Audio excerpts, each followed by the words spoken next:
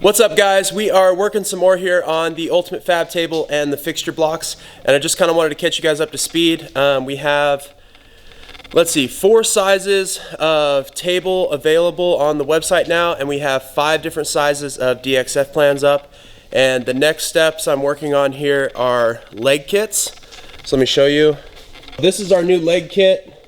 What we're gonna do is, this plate right here will come with every table, and the plans for it will come in the DXF pack. But this is going to be an extra little leg kit. If you guys don't want to fab something up yourself, what you can do is purchase this leg kit, and it'll include this flange or base plate here that welds up to these tubes. A 3x3 fits right into it. I'll pre-cut them to length, and then also cut some horizontal bars to strengthen and beef up between the legs so the whole table doesn't rack.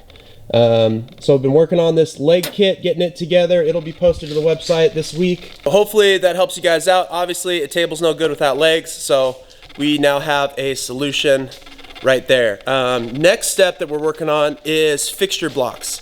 So I think there is a huge potential here to either sell finished fixture blocks or the DXF pack so that you guys could plasma cut some stuff at your own shop. Anyways, I've got a few different workarounds that I think you guys might be interested in to show you how to take these laser files and make them work on your plasma table. So you could have a whole set of fixturing and blocks for, you know, pretty reasonable is the idea here. So let me dig into these and I'll show you guys what's up.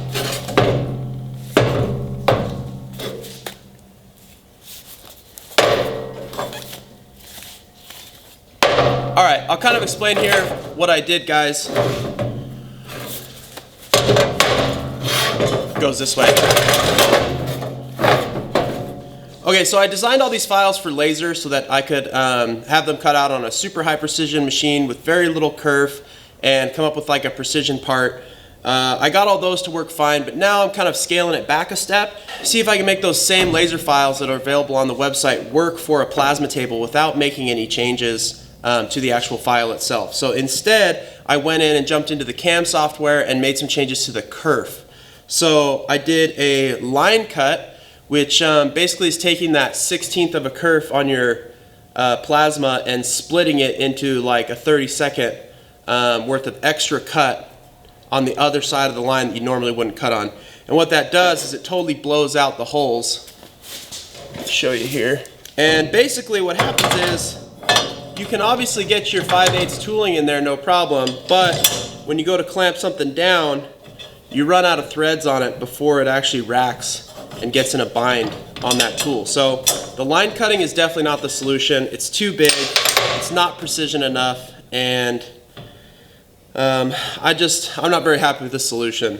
The next setting I did was our normal 065 65 amp hypertherm kerf with a offset climb cut, which is your traditional cut, and this one has the holes that are just about perfectly sized on the top, but we all know there's about a 6-degree bevel with plasma that becomes, you know, more and more apparent the thicker you get. So the bottom of the hole is too small, kind of as predicted.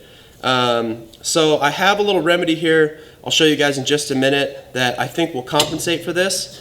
But really, if you want something to come straight off your table, ready to use, the best happy medium that I've found here is change your kerf width to 0.03 inches. And what that's going to do is it's going to compensate a little bit for the small tolerance in the laser file and give you a little bit slightly larger features basically by about 0.15 of an inch.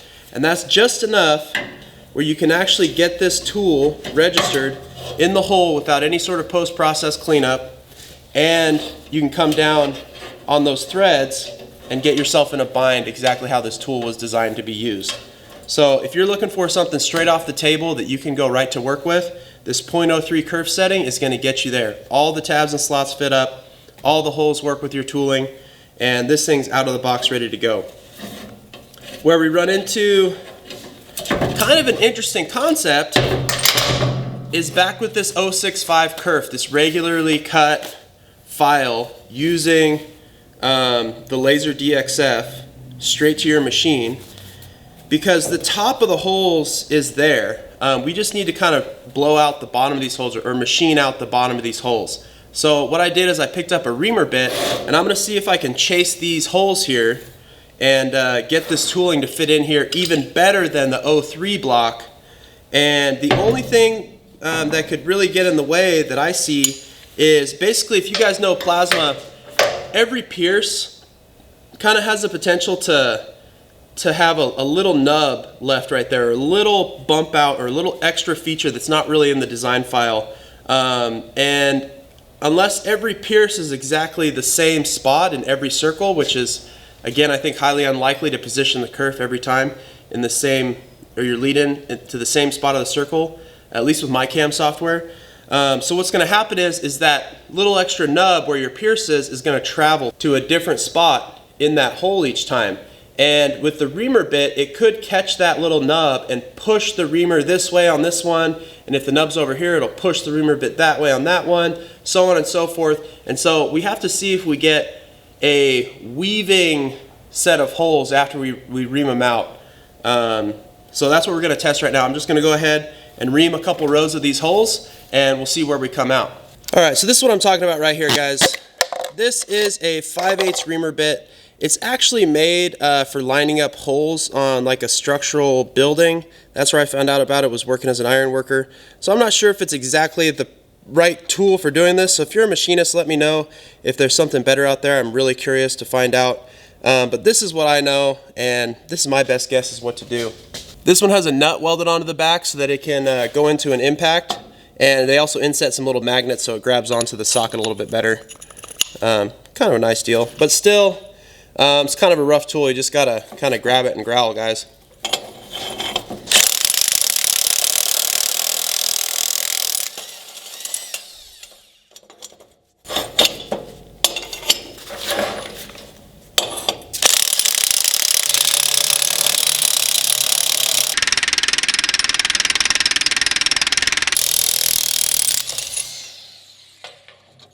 Alright, so now you guys can see we have this nice row right here of basically machined holes, and this sucker fits in here really tight.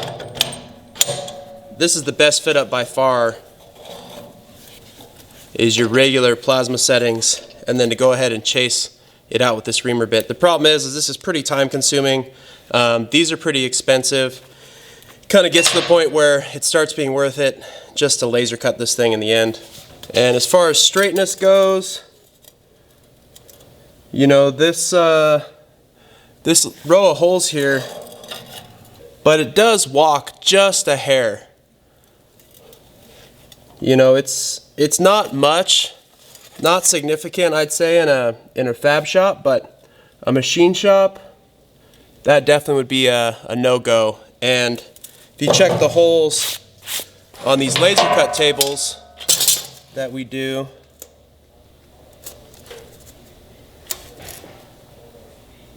there's really no variance. Every single one of those edges is perfectly located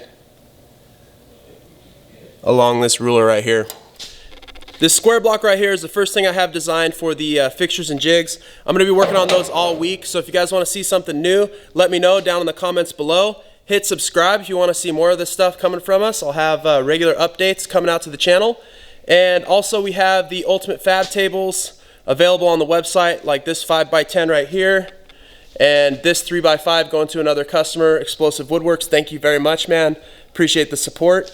And I've got another 5x10 in the pipeline. So we're starting to move these things, and I'm still available, super involved, answering all the emails myself, and still designing stuff and improving the files. Just so you guys know, I did fix the holes here not lining up with the top on our new files, the DXFs and the actual cut pieces. And I also added a third row of holes right here in the side panel, so you just have a little bit more flexibility. All right, thank you guys so much for watching, and love to hear your feedback. Happy making.